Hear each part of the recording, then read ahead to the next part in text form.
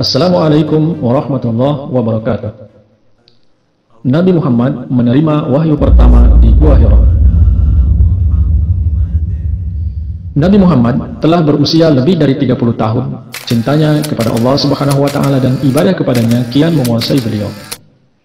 Karena muak akan kedurhakaan, kejahatan, dan berbagai dosa kaum Mekah, beliau memilih suatu tempat 2 atau 3 mil jauhnya untuk menyendiri dan bertafakur.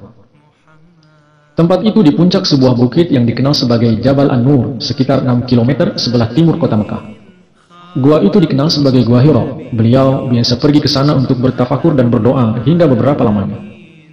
Istri beliau, Siti Khadijah, dengan penuh cinta dan perhatian, biasa menyediakan perbekalan untuk beberapa hari.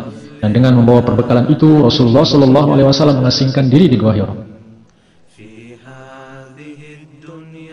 Akhirnya, pada suatu hari, diperkirakan pada tanggal 17 Ramadan, 13 tahun sebelum peristiwa hijrah ke Madinah, atau tahun 610 Masehi, di dalam Gua Hira itu, beliau SAW didatangi oleh suatu wujud. Ia adalah malaikat. Malaikat itu memerintahkan kepada Nabi Muhammad untuk membaca. Bacalah. Rasulullah SAW menjawab, tidak mengetahui apa yang harus dibaca dan bagaimana harus membacanya. Aku tidak dapat membaca. Malaikat itu dirasakan memeluk erat Rasulullah SAW dan memerintahkan lagi, bacalah. Rasulullah SAW sekali lagi menjawab, aku tidak dapat membaca. Beliau SAW kembali merasakan malaikat itu mendekapnya erat-erat dan memerintahkan beliau SAW untuk membaca. Nabi Muhammad pun akhirnya mengatakan, apa yang harus aku baca? Malaikat itu kemudian memperdengarkan ayat-ayat berikut. A'udzubillahi minasyaitonirrajim. Iqra bismi rabbikal ladzi khalaq. Khalaqal insana min 'alaq. Iqra wa rabbukal akram. Alladzi 'allama bil qalam.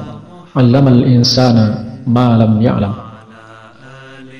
Bacalah dengan nama Tuhan engkau yang telah menciptakan manusia dari segumpal darah. Bacalah, dan Tuhan engkau adalah maha mulia, yang mengajar dengan pena, mengajar manusia apa yang tidak diketahuinya. Surah Iqra ayat 2-6. Ayat-ayat yang mula-mula diturunkan kepada Rasulullah SAW itu merupakan bagian Al-Quran, seperti juga ayat-ayat lainnya yang diwahyukan kemudian. Ayat-ayat itu mengandung arti yang sangat hebat. Ayat-ayat itu memerintahkan Rasulullah SAW bangkit dan siap sedia mengumumkan nama Tuhan yang Maha Esa, Pencipta Tunggal, Pencipta Rasulullah dan semua nabi lainnya yang telah menciptakan manusia dan menanamkan benih cintanya sendiri dan cinta kepada sesama manusia di dalam fitrahnya. Rasulullah SAW diperintahkan mengumumkan amanat Allah Subhanahu wa Ta'ala itu, dan kepada beliau dijanjikan bantuan serta perlindungannya dalam mengumumkan amanat itu.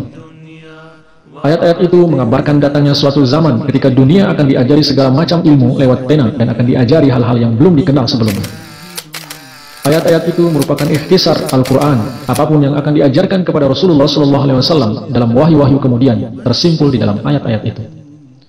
Di dalamnya telah diletakkan dasar kemajuan luhur yang sampai saat itu tidak dikenal dalam perkembangan rohani manusia. Turunnya ayat-ayat itu merupakan peristiwa yang sangat luhur dalam kehidupan Nabi Muhammad.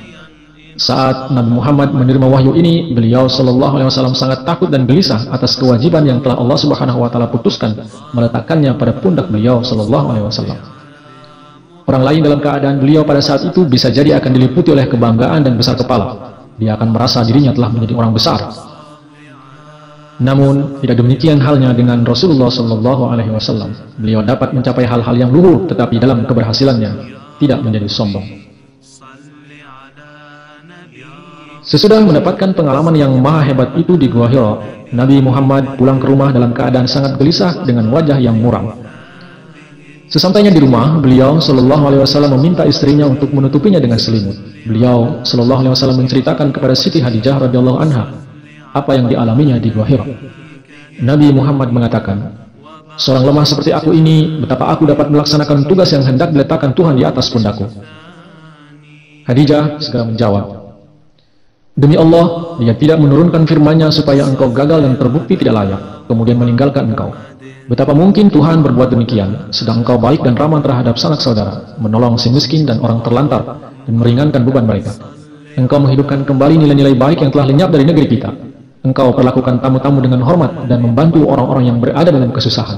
Dapatkah engkau dimasukkan oleh Tuhan ke dalam suatu cobaan? Hadis riwayat Bukhari. Pada saat yang genting itu, Khadijah radhiyallahu anha memberi suaminya keberanian dan penghiburan. Dengan wataknya yang mulia dan berbudi luhur, beliau memberi dukungan kepada Rasulullah Shallallahu Alaihi Wasallam. Siti Khadijah seorang istri yang solehah dan berbakti kepada suaminya. Beliau sepenuhnya mendukung jalan dan perjuangan Rasulullah Shallallahu Alaihi Wasallam, baik dalam suka maupun duka hingga akhir hayatnya. Setelah itu, Siti Khadijah membawa Rasulullah Shallallahu Alaihi Wasallam kepada sepupunya, Waraqah bin Naufal, seorang Kristen yang fasih dalam bahasa Ibrani dan memiliki pengetahuan luas tentang Taurat dan Injil.